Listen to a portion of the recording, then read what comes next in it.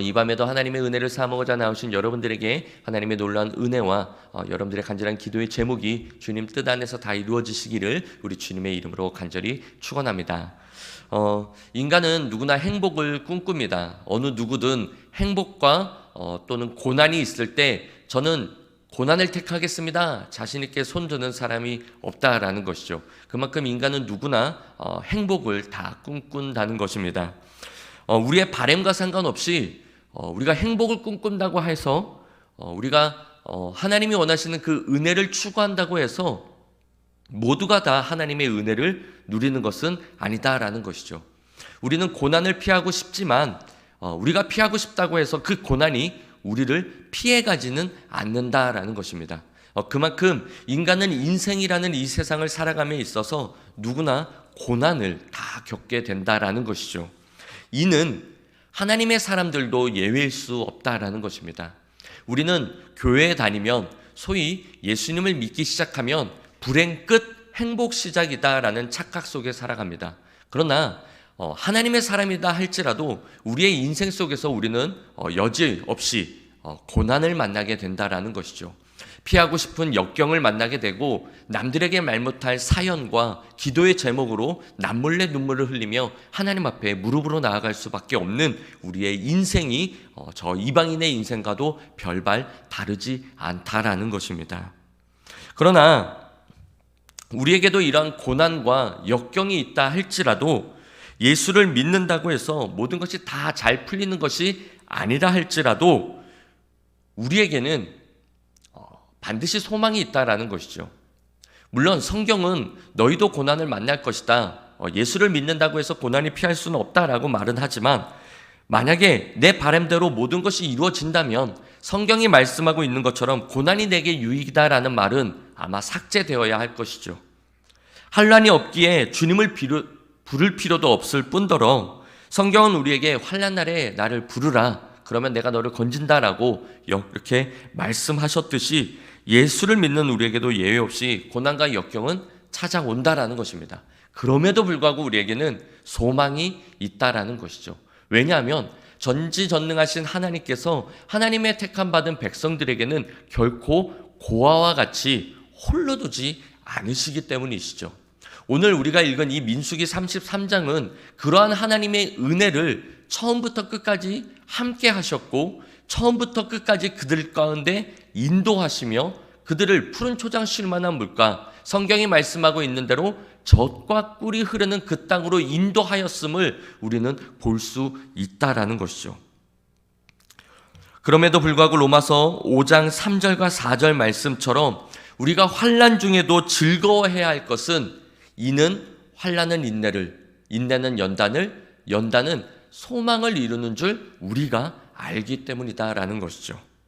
즉 하나님의 택함 받은 백성인 저와 여러분은 이 환난 속에서 계속 머무는 삶이 아니라 하나님의 인도하심과 하나님의 보호하심과 결국 하나님께서 우리에게 베풀어 주신 그 은혜로 말미암아 우리에게는 소망이 있다라는 것이에요. 우리에게는 늘 고난만 있는 것이 아니라 고난 끝에 하나님의 놀라운 그 예비된 복이 있기 때문에 우리는 이 고난 중에서도 소망을 품고 살아갈 수 있다라는 것이죠. 그렇기 때문에 고난은 어쩌면 우리에게는 유익이 되는 것입니다. 고난이 짙어지면 짙어질수록 우리는 더욱더 하나님을 찾게 될 것이고 더욱더 하나님을 찾을 때에 하나님과의 관계는 회복될 것이고 하나님과의 관계가 회복되면 회복될수록 우리에게는 놀라운 하나님의 은혜와 복은 더 크게 느껴지기 때문에 어쩌면 우리에게는 고난이 유익이다라고 자신 있게 말하는 것일 수도 있겠습니다. 하나님께서 이스라엘 백성들에게 젖과 꿀이 흐르는 땅으로 분명 인도해 주실 것이다. 너희들에게 그 땅을 줄 것이다 라고 분명하게 약속하셨습니다. 출애굽기 3장 17절 말씀에 내가 말하였거니와 내가 너희를 애굽의 고난 중에서 인도하여 내어 젖과 꿀이 흐르는 땅 곧 가나안 족속, 헷 족속, 아모리 족속, 브리스 족속, 히위 족속, 여부스 족속의 땅으로 올라가게 하리라 하셨다 하면이라고 기록하고 있습니다. 하나님은 이미도 이스라엘 백성들에게 내가 젖과 꿀이 흐르는 땅으로 너희를 인도해 줄 거야 라고 분명하게 약속하셨다라는 것이죠. 그리고 이스라엘 백성들은 드디어 그 약속의 땅을 눈앞에 바라보고 있는 그 위치까지 왔다라는 것입니다.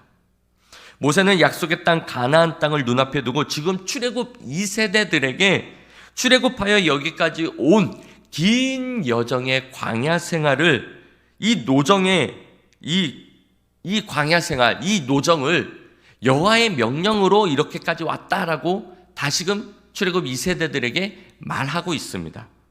그리고 분명한 교훈의 메시지를 전달하기 위해서 이러한 노정의 긴 여정을 나열하고 있다라는 것이죠. 그로 인해 이스라엘 백성들은 이 노정의 시간들을, 그 곳곳을, 그 지명들을 들을 때마다 그때가 떠올릴 수밖에 없게 된다라는 것이죠. 예를 들면 이런 것이죠. 우리가 작년 10월 또는 작년 5월 마지막 주 가족 찬양제를 했죠. 그럼 제가 이 강단에서 2022년 5월 마지막 주 가족 찬양제를 우리가 했습니다 하면 여러분들은 그때를 회상할 수밖에 없게 되겠죠. 이미 거쳐왔기 때문에. 이처럼 이스라엘 백성들도 그 노정의 지명들을 모세가 이렇게 나열할 때마다 그때의 사건들을 떠오를 수밖에 없게 된다라는 것이죠. 그래서 3절에 그들이 첫째 달 15째 날에 라암셋을 떠났으니, 여기서 말하는 첫째 달 15째, 즉 1월 15일이라는 것은 이때가 1월 15일이기 때문에 1월 15일로 말씀한 것이 아니라 출애굽 이전의 세월과 출애굽 이후의 세월이 완전히 다르다는 것을 강조하기 위함. 출애굽 이전에는 하나님과 전혀 상관없는 그러한 인생이었다라면 출애굽을 기점으로 하는 그 달이 기점으로 이제는 하나님과 함께하는, 하나님이 기억하는 그러한, 어쩌면 그러한 역사로 여기기 위한 강조함으로 그렇게 6월 유대인들의 이 달력이 바뀌었다라는 것이죠. 어찌됐든 첫째 달 1월 15일에 라암셋을 떠났습니다. 14일에 6월절이었고 그 다음 날 15일 날 이렇게 떠났어요. 6월절 하면 이들은 당연히 6월절이 어떤 날인지 떠오를 수밖에 없다라는 것이죠. 상기할 수밖에 없어요. 6월절 하면 그들은 어찌 여러 가지가 있겠지만 제일 먼저 애굽의 장자들이 죽는 그 사건을 떠오를 것입니다. 이스라엘 백성들은 6월 넘어가게 되었죠. 하지만 애굽의 그 장자들은 다 죽었습니다. 가축들도 다 죽었어요. 처음 것들은. 이뿐만이 아니라 4절에 뭐라고 기록하고 있습니까? 여호와께서 그들의 신들에게도 벌을 주셨더라.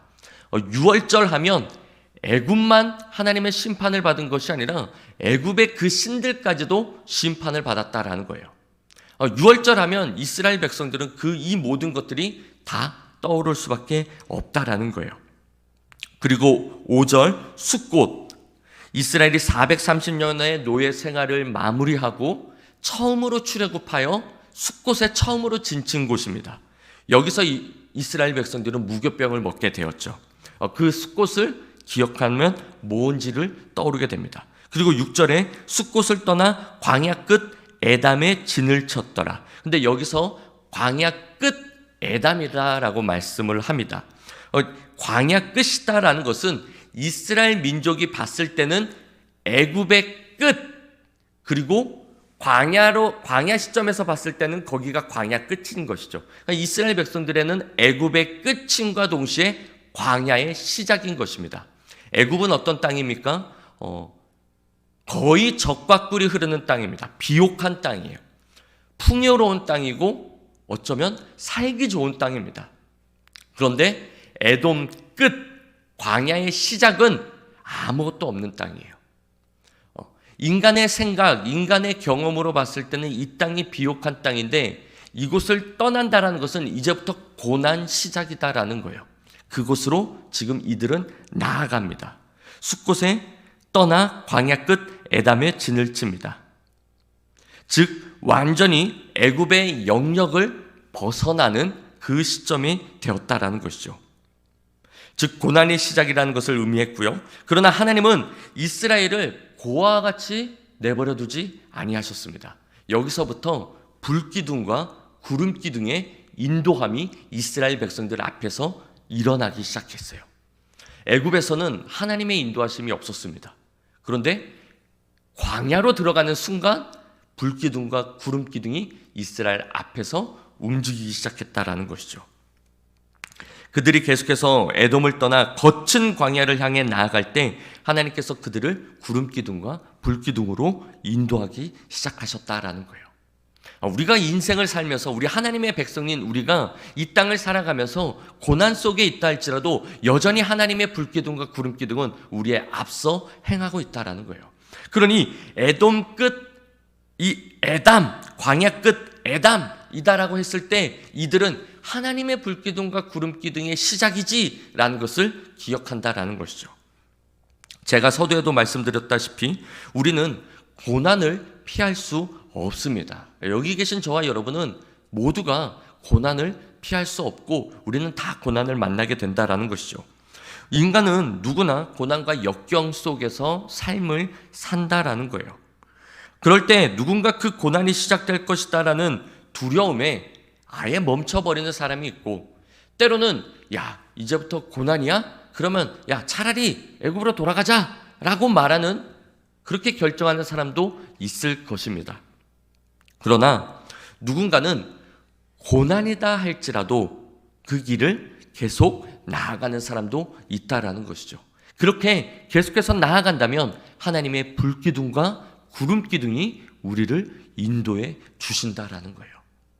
우리가 애굽으로 돌아가려고 한다면, 우리가 여기가 좋사오니 여기서 초막셋을 지으려고 한다면 하나님의 불기둥과 구름기둥의 인도함은 없습니다.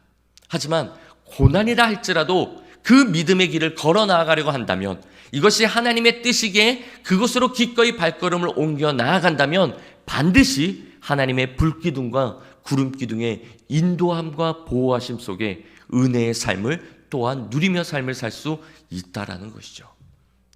그래서 우리에게는 광야 여정이다 할지라도 하나님이 함께 하시기에 우리에게는 소망이 있는 것이고 그 속에서도 즐거워할 수 있다라는 것입니다. 다시 말해 눈앞의 문제를 바라볼 것이 아니라 하나님을 바라보는 이스라엘 백성들, 그래서 믿음의 여정으로 계속 나아가는 그들에게는 하나님의 놀라운 역사하심이 그때 있었다라는 것이죠. 하나님의 놀라운 역사하심에 문제처럼 두려웠던 그 모든 것들이 홍해 앞에서는 문제가 더 이상 문제가 아니라 마른 땅을 건너는 것 같은, 즉 문제가 더 이상 문제가 되지 않고 문제보다 더 크신 하나님을 발견함으로 인해 마른 땅과 같이 평안 속에 걸어갈 수 있는 놀라운 은혜를 경험하게 되었다라는 것입니다. 그래서 이스라엘은 계속해서 7절 홍해를 건너기 바로 직전인 믹돌 앞 비하이로 근처를 진을 쳤다라고 얘기를 할 때 그들은 이 홍해 사건을 떠오르게 됐고, 이 홍해 사건에서 하나님의 놀라운 역사하심을 함께 떠올리게 된다라는 것이죠. 그리고 그 하나님의 위대하심을 떠올리게 될 수밖에 없다라는 것입니다. 계속해서 8절에 보니까 마라의 진을 치게 됩니다. 마라는 어떤 것이었습니까? 쓴물이 단물로 변하는 사건이 있었던 곳이었습니다. 물론 그들은 하나님을 원망하고 불평했지만 이 역시 모세의 기도로, 즉 하나님을 의지했던 모세로 인해 결국 놀라운 하나님의 역사함을, 그 은혜를 경험했다라는 것이죠. 홍해 앞에서도 이스라엘 백성들은 하나님 앞에 부르짖어 기도하였습니다. 즉 여호와 하나님을 의지했다라는 것이죠. 그랬더니 문제로만 보였던 홍해가 이제는 완전히 갈라져 마른 땅과 같은 곳으로 건너갈 수 있었다라는 것이죠. 그리고 마라의 쓴물을 경험했을 때 이스라엘 백성들 또한 불평 원망했지만 모세는 계속해서 하나님을 찾았고 의지하였고 결국 하나님의 은혜로 쓴물이 단물로 변하게 되는 하나님의 놀라운 역사를 또 경험했다라는 것이죠. 그러니 마라에 도착했다라고 한다는 것은 곧 하나님을 의지할 때에 쓴물이 단물로 바뀌었다라는 것 또한 함께 회상할 수 있다라는 것이죠. 계속해서 이스라엘은 9절 마라를 떠나 엘림에 이르니 엘림에는 샘물 12과 종려 70그루가 있으므로 거기에 진을 치고, 여기서는 다른 곳에서는 그냥 어디에 진쳤다 한 요 정도의 간략한 기록으로 되어 있다면 여기는 그것보다는 좀 더 자세하게 기록되어 있음을 볼 수 있습니다. 그것도 쓴물이라는 이름을 가진 마라와는 상반되는 지역임을 자세하게 설명하고 있다는 것이죠. 결국 이 엘림은 하나님께서 하나님의 백성들에게 영육의 안식을 주는 곳으로, 그곳으로 인도하시는 분이시다라는 것을 말씀해주고 있다라는 거예요. 그래서 이스라엘 백성들은 엘림의 진을 쳤다라고 하는 그 엘림 지명을 딱 떠올리는 순간 그곳에는 정말 푸른 초장 쉴 만한 물가, 종려나무가 70그루가 있고 막 그곳에는 샘물, 목마르지 않는 샘물이 12곳이나 있다. 그 풍요로움을 떠오르게 된다라는 것이죠. 계속해서 마라라는 그곳에서 여호와 하나님을 의지한 백성들이 결국은 푸른 초장 쉴 만한 물가와 같은 이곳까지 하나님께서 인도하신다라는 것을 말씀해주고, 그렇게 인도하시는 분이 너희들과 함께하고 있는 하나님이시다라는 것을 강조하고 있다라는 것이죠. 엘림 하면 바로 이런 것이 떠오를 수밖에 없다라는 거예요. 계속해서 이스라엘은 엘림을 떠나 홍해가에 진을 쳤고, 홍해가를 떠나 신광야에 진을 쳤고, 거기서 먹을 것이 없자 모세와 아론을 원망하기 시작합니다. 하나님의 은혜로 만나와 메추라기를 먹게 되었고, 거기서 돕가를 걸쳐 알루스를 걸쳐 14절에 르비딤에 진을 치게 됩니다. 이곳 르비딤에 대해서도 짤막하게 설명을 해주고 있는데, 거기는 백성이 마실 물이 없었더라. 이로 인해 이스라엘은 모세와 다툼이 일어나게 되었죠. 성경에 나와 있지는 않지만 우리는 그 전에 이러한 일이 있어서 무리바라는 곳으로 지명이 바뀌었다는 것을 알 수 있습니다. 모세는 그런데 오늘 본문에서는 그러한 말을 쏙 빼버렸어요. 단지 마실 물이 없었던 곳으로만 설명하고 있다라는 것이죠. 뿐만 아니라 이곳에서 아말렉과의 전투가 있었습니다. 그래서 모세의 손이 올라가면 이스라엘이 이기고, 모세의 손이 내려오면 아말렉이 이기는 그 사건이 이곳에서 있었어요. 근데 그 사건도 쏙 빼먹었어요. 그것은 분명한 교훈이 주기 위한, 분명히 다른 것을 더 강조하기 위함이다라는 것이죠. 특별히 뭘 강조하기 위한 겁니까? 거기는 백성이 마실 물이 없었다. 이것을 강조하기 위함이에요. 이 이유는 강조하고자 했던 것이 먹고 마시는 문제로 인해서 계속해서 원망 불평하는 이스라엘 백성들을 강조하고 싶었다라는 것이죠. 거기는 마실 물이 없었다라는 것을 강조함으로 인해서 계속해서 우리 이스라엘 백성들이, 특별히 너희의 부모님들이 너희의 먹고 마시는 문제로 인해서 계속해서 여호와 하나님을 원망하고 있다라는 것을 강조하기 위해서 이렇게 말씀하고 있다라는 것이죠. 그리고 이스라엘은 출애굽 2개월 만에 시내 광야에 진을 쳤습니다. 그리고 약 1개월간 여기서 머물러서 10계명을 받게 되죠. 그리고 그 밖의 계명들을 이곳 시내산에서 받게 됩니다. 하지만 모세는 이러한 내용도 기록하지 않습니다. 말하지 않아요. 바로 16절로 기브롯 핫다와로 넘어갑니다. 이곳에서 이스라엘 백성들은 하나님이 주신 만나에 대해서 감사하지 않고 오히려 고기와 채소와 생선을 먹고자 하는 욕심 때문에 수많은 사람들이 죽임을 당하는 불행을 겪게 되죠. 역시 모세의 의도가 있다라는 것이죠. 계속해서 모세는 먹고 마시는 문제를 초점을 맞춰서 얘기해주고 있는 거예요. 그리고 17절 하세롯, 모세의 누나 미리암과 형 아론이 구스 여인을 취한 모세를 비방했을 때 비방한 모세의 누나인 미리암이 나병에 걸리게 되죠. 이 사건을 이스라엘은 떠오르게 됩니다. 모세를 원망하고 아론을 원망하고 하나님을 원망하는 이스라엘 백성들, 어떠한 결과가 일어나는지, 계속해서 먹을 것과 마실 것으로 인해 불평불만했을 때 하나님께서 어떻게 채워주시는지를 경험하게 된다라는 것이죠. 18절에 림마, 즉 12명의 정탐꾼을 보낸 곳으로 결국 40년이라는 긴 세월을 돌고 돌 수밖에 없었던 그 일이 있었던 이 림마 또 얘기하죠. 결국 어떻게 됩니까? 여호수아와 갈렙, 그리고 그 당시 20세 미만이었던 지금 이들, 출애굽 2세대들, 그들만이 지금 이곳 광야에 머물러 있는 것. 그 윗세대들은 40년 동안 돌고 돌아서 다 죽게 되는 그 사건을 이 림마라는 이 말 한마디로 다 얘기하고 있죠. 그리고 19절부터 그렇게 돌고 이 돌고 도는 이 지명들을 들을 때마다 하나님의 징계가 떠오를 수밖에 없는 것입니다. 누군가에게는 여기서 우리 부모가 죽었지, 누군가에게는 여기서 우리 부모가 죽었지, 그런 하나님의 징계를 떠올릴 수밖에 없는 지명들이 계속해서 쭉 나열하고 있다는 거예요. 그리고 36절, 다시 40년 만에 18절에 림마와 같은 지역입니다. 가데스에 도착해요.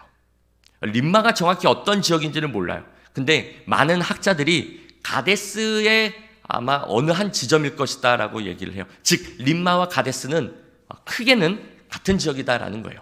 이 가데스에 도착하여 진을 쳤다라고 했을 때 그들에게는 두 가지가 떠오를 수밖에 없는 것이죠.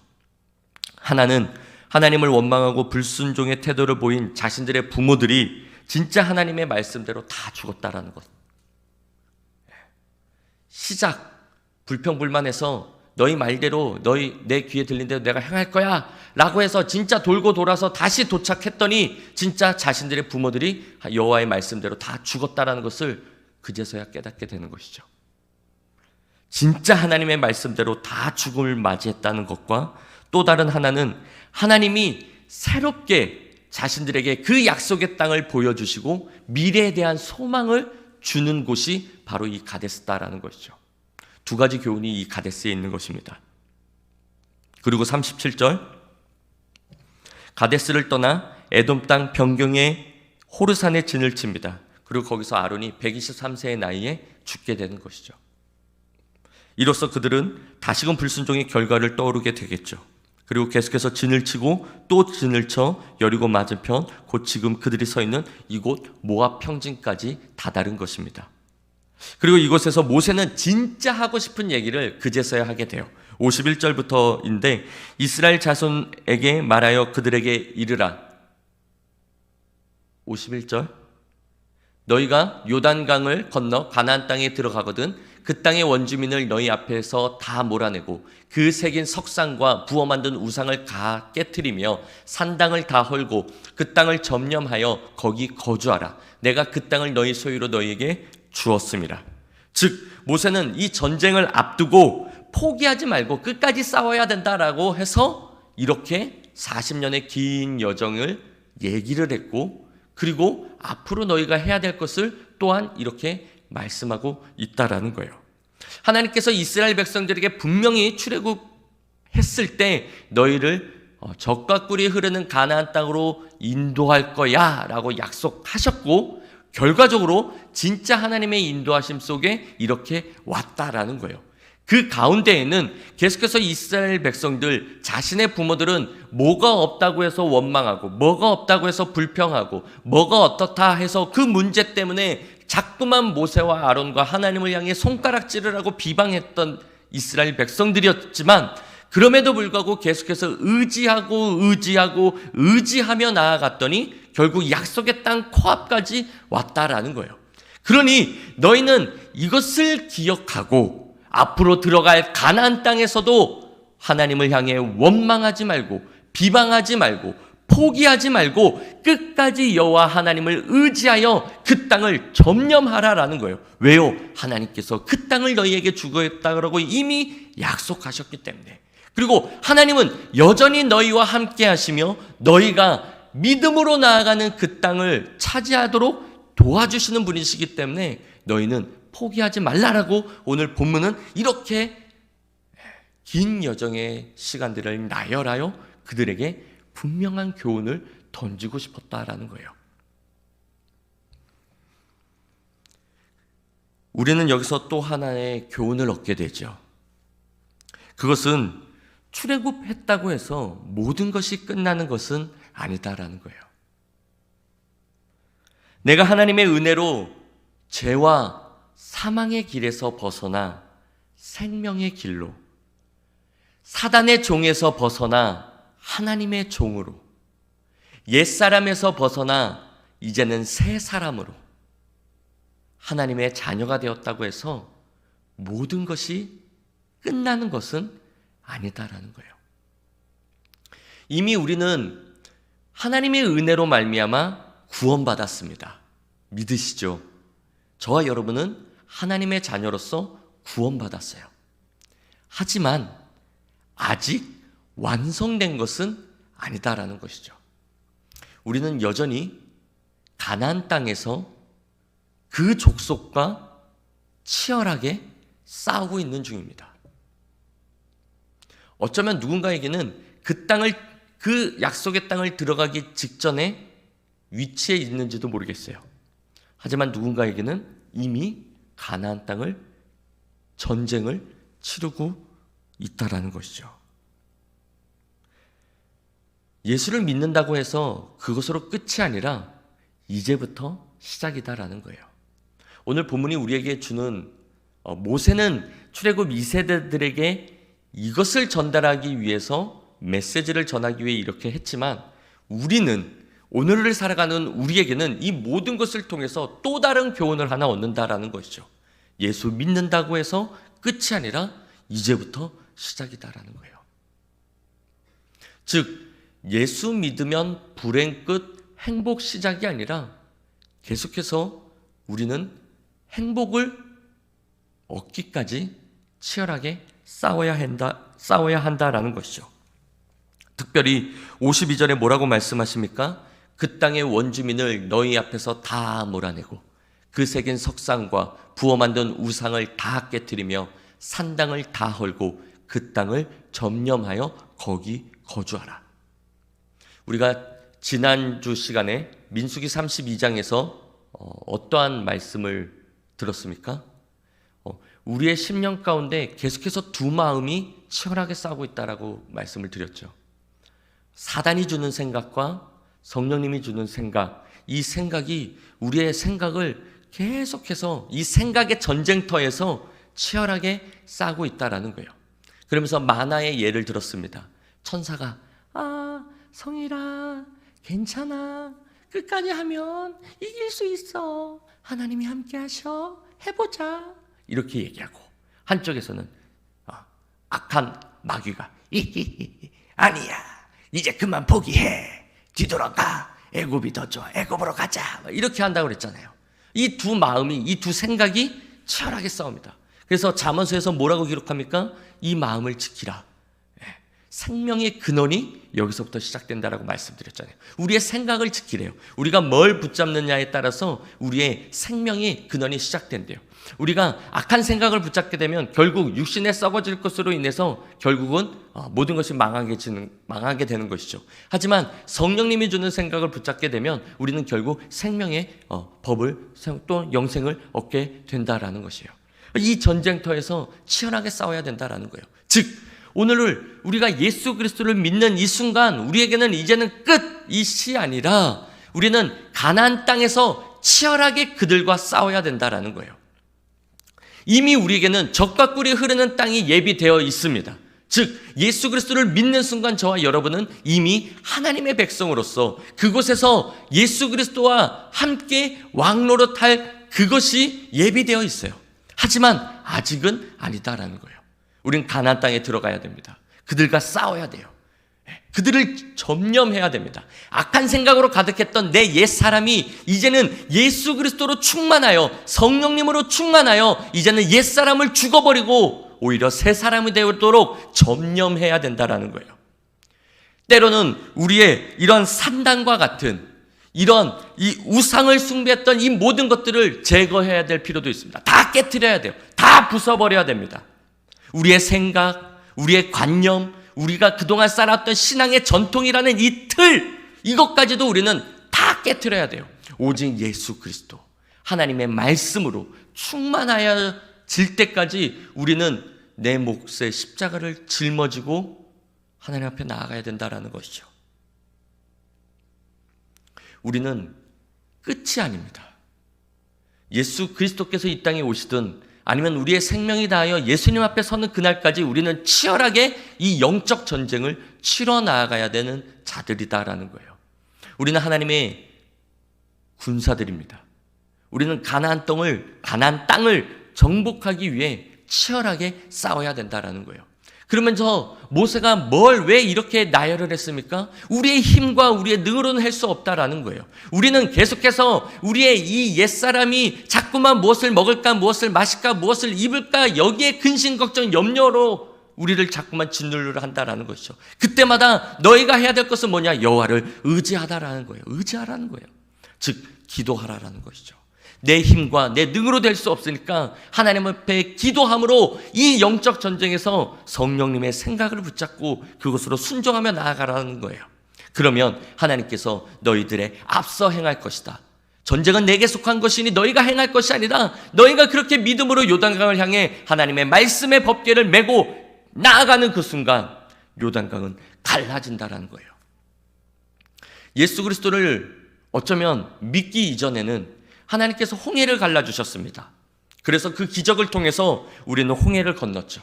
하지만 지금 이 이스라엘 백성들은 가나안 땅을 들어가기 위해서 홍해가 갈라지도록, 요단강이 갈라지도록 기도할 타이밍이 아니다라는 거예요. 이들은 이제 하나님의 법궤를 메고 레위인이 먼저 앞서 나아가야 돼요. 믿음으로 요단강에 한 발을 내딛는 그 순간 요단강이 갈라진 줄 믿습니다. 우리가 이 두 생각이 우리의 심령 속에서 계속해서 끊임없이 치열한 전쟁을 하고 있을 때 우리가 성령님이 주는 생각을 붙잡고 나아가려고 하는 그 순간 하나님께서 우리의 요단강을 갈라 놓아 주실 줄 믿습니다. 먼저 우리가 나아가야 돼요. 우리는 지금 그러한 수준에 있다라는 거예요. 이제 막 교회 다니는 사람들에게는 하나님이 홍해를 갈라주시죠. 하지만 저와 여러분은 이미 그 수준을 넘어섰습니다. 우리는 치열하게 싸우기 위한 성령님의 생각을 붙잡고 나아가야 돼요. 뭐로 가능합니까? 기도로 가능합니다. 기도해야 돼요. 단순히 이방인들이 구하는 마태복음 7장이 말씀하고 있는 6장이 말씀하고 있는 무엇을 먹을까 마실까 입을까 이방인들이 구하는 그런 것들을 구하기 위한 기도, 우리는 그 수준을 넘어섰다라는 거예요. 우리는 이 영적 전쟁에서 치열하게 싸워 승리하기 위한 그러한 것을 구해야 된다라는 거예요. 여전히 내 마음속에 아직까지도 이 가나안 족속들이 도사리고 있는 내 심령 가운데 이것을 제거하기 위한, 완전히 점령하기 위한 그러한 것들을 구해야 돼요. 성령의 충만함을 구하십시오. 하나님, 여전히 내 마음에 있음 뿌리와 같은 이런 것들이 도사려 그만 보면은 왜 자꾸 미워하는지 하나님, 나에게 있음 뿌리를 제거해 달라고 기도해야 돼요. 그러한 단계가 바로 저와 여러분의 단계라는 거예요. 성경은 계속해서 뭐라고 말씀합니까? 만약 너희들이 그 땅을 점령하지 못하면 55절, 너희가 만일 그 땅의 원주민을 너희 앞에서 몰아내지 아니하면 너희가 남겨둔 자들이 너희 눈에 가시와 너희 옆구리에 찌르는 것이 되어 너희가 거주하는 땅에서 너희를 괴롭게 할 것이다. 여전히 우리 가운데는 옛사람이 도사리고 있고요, 이 새 사람이 되겠다라는 이 심령의 이 두 법이 계속해서 싸우고 있습니다. 우리가 새벽에 로마서 말씀을 보고 있잖아요. 로마서에 이 바울도 계속해서 이 두 전쟁을 치열하게 싸우고 있다라고 말씀하고 있어요. 육신의 법과 생명의 법, 성령의 법이 치열하게 지금도 싸우고 있다. 오호라 나는 공고한 자도라. 누가 이 사망의 곳에서 나를 건져내랴. 이 치열한 전쟁터 속에서 누가 나를 건져내 주냐라고 바울이 고백하잖아요. 그러면서 그는 소망을 얻죠. 아, 역시 하나님밖에 없구나. 하나님이 나의 이 공고함 속에서 나를 건져내시는 분이구나. 그는 소망을 얻게 돼요. 우리는 여전히 치열한 전쟁터 속에 지금 저와 여러분은 살아가고 있습니다. 아직 우리는 하나님이 예비하신 천국에 들어간 것이 아니에요. 어쩌면 광야 같은 이 인생 여정 속에서, 어쩌면 이 가난 치열하게 싸우고 있는 이 전쟁터 속에서 우리는 계속해서 공고함 속에 살아가고 있는지도 모르겠어요. 그러나 하나님은 분명하게 말씀하십니다. 너를 반드시 천국으로 데려갈 테니 너는 이 땅에서 계속해서 점령하라. 점령하지 못하면 너는 계속해서 곤고해질 거야. 이들이 너를 가시처럼 찌르고 옆구리에 그렇게 너를 찌르고 눈에 가시와 같이 너를 찌를 거야. 너희를 괴롭게 할 거야 라고 얘기를 하고 있어요.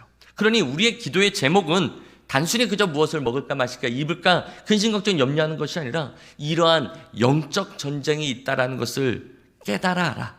여전히 우리 속에 있는 이 가나안 족속들을 점령하기 위한 기도를 해야 된다라는 거예요. 여전히 내 속에 도사리고 있는 이 산당들, 이 우상들, 이것을 깨트리고 다 부수기 위한 기도로 나아가야 된다라는 것이죠. 뭐로 가능할까요? 성령 충만하면 가능합니다. 바꿔 말씀드리면 하나님의 말씀으로 충만하면 가능하다라는 거예요. 그럼 하나님의 말씀으로 충만하기 위한 우리의 노력이 있어야 된다라는 것이죠. 신앙생활은 저절로 되는 것이 없습니다. 물론 하나님의 강권적인 은혜라면 완전히 180도 바뀔 수 있죠.